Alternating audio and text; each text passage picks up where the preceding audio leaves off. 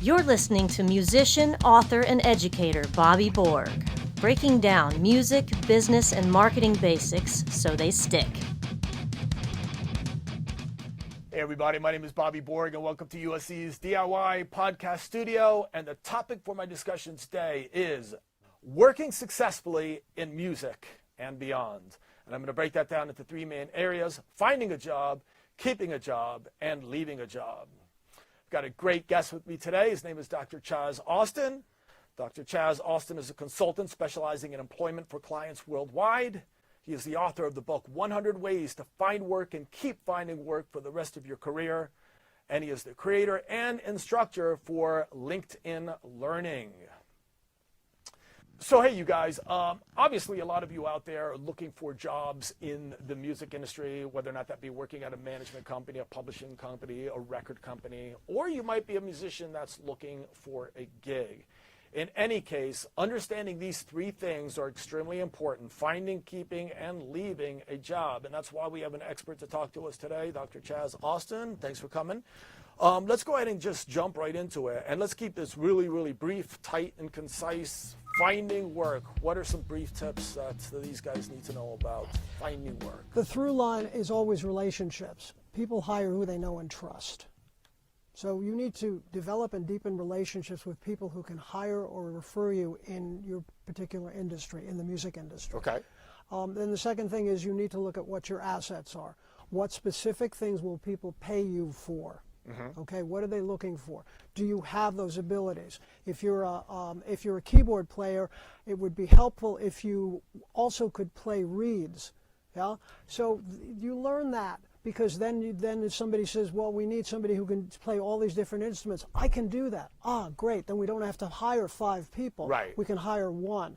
So that's what you want to think about. And as you develop relationships with people, they're the ones who are going to mentor you as to, if you could do this, can you read music? No. Then you need to learn to read music because you can get studio work. Right. Can you play this style of music? No, I never have before. Learn it. If you can play that, you're more of a utility player and you have more opportunities to find work. I see. Okay, wonderful. Okay, good. So definitely, I mean, a combination of understanding your forte and then also having a variety of other skills that will make you more diverse, and then of course your relationships. All important stuff. Exactly. Okay, let's move on to number 2, which is keeping your job. I mean, that's important, obviously, right? And some people are better at this than others. So there's, like, the corporate politics perhaps game that we have to play. You want to talk about Number 1, do what you're told.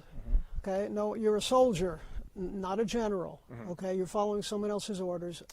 Do what they tell you to do. Yeah, if they didn't ask for a vote, just do it. Right. That's number 1. Number 2, and this hopefully starts before you ever start the job, you start to develop a relationship with the person you're reporting to, so that there's a trust that they know you want to do the best you can, and that you have an ability to communicate with them where it's safe, where you can say, listen, something that you asked me about, I'm not clear about. I just wanted to make sure so I don't mess it up. Right. Yeah. So that they feel that you're someone who listens and who can verify what it is they're asking for, and that there's a good dialogue. You're somebody I can talk to. You're somebody who listens. You're somebody who wants to understand and do a good job. That's somebody I want to keep working for me because you're easy. Right, sure. And I love that. You guys need to remember that.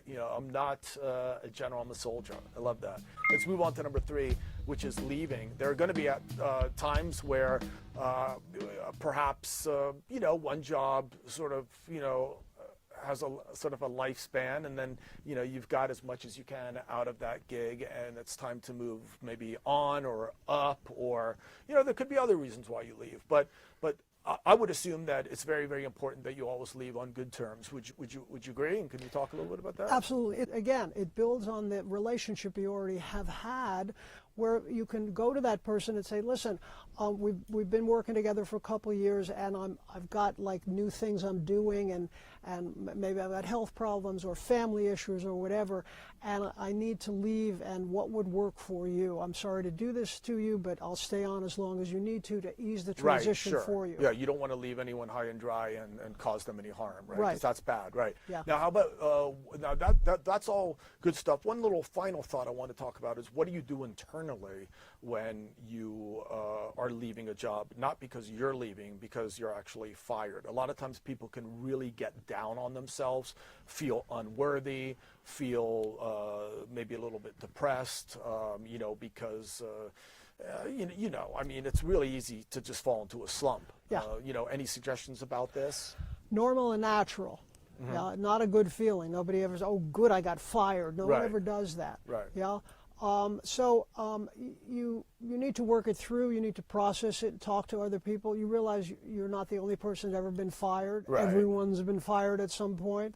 Doesn't necessarily mean anything, and it's not your fault necessarily. Now, the person, how they fired you may have been abusive about it. That's not kind. Right. But you need to move past it, and because you have relationships developed with other people in your industry, you can talk to them and they can say, "I'm sorry that didn't work out, but I know of another gig for you." Right, sure. Or I'm really glad you're not working there anymore. I'd like you to work with me. Yeah. There's a lot of shame about that, and it needs to, hopefully you get to the point, you push past it, you process it, we realize it's not all about you, and there's nothing to be ashamed about, and you look forward to what's next, and that it fades into the background. Okay, and something real quick I want to get your comment on, and this dovetails to really everything you said today, is that some of the piece of advice I often give is that the best time to find work is when you're working. So in other words, these relationships that you talked about, I'm not suggesting to do it in a way that would be obvious and offensive to the people that you're currently working with, but it makes sense to kind of, have your, sometimes people get too comfortable with a gig, and when things are calm, that's when the big storm hits, So maybe kind of keep your ears and eyes open, make some other friends, keep going to the networking things, and don't get too comfortable because you want to set yourself up in case of something potentially happening. I mean, right? And musicians should understand this. It's always been the gig economy. You don't punch in and out at Music Incorporated. Right. Yeah, you're always looking for the next thing, and people understand that. So you're always friendly, you're always out there. You have two jobs. One is your job, and the other one is always marketing yourself and being social with people. You don't have to be active about it and say, "Hey, I'm looking for something else." People understand that. Gigs end, so it's always the next thing. So as you keep creating friends, deepening relationships, expanding your network, when the gig ends, which it always will, there's always something to fall back into or move on to, because you have all these people you've stayed in touch with who know you and like you, and you've also built on what you did at this last gig. Excellent. Thank you very much. Absolutely. Excellent advice, you guys. You guys are hearing it from an expert, Dr. Chaz Austin, who is also available, of course, for consulting on these types of issues here in Southern California and really all around the world, right? Yep. They can find you on the web. So what we talked about today, you guys, is working successfully in music and beyond, and we broke it down into 3 main areas: finding, keeping, and leaving. So I hope you guys enjoyed this clip. So hey everybody, my name is Bobby Borg, and we are just trying to break down music business and marketing basics so that they stick. Please be sure to check out other clips, and please be sure to share, comment, subscribe, etc. Check out Chaz's book, 101 Ways to Find Work and Keep Finding Work for the Rest of Your Career. And also Business Basics for Musicians and Music Marketing for the DIY Musician are in its 2nd revision, so please check those out as well. And as I always say, Dr. Chaz, everybody else out there, peace, and thank you very much for watching. Thanks again. Okay.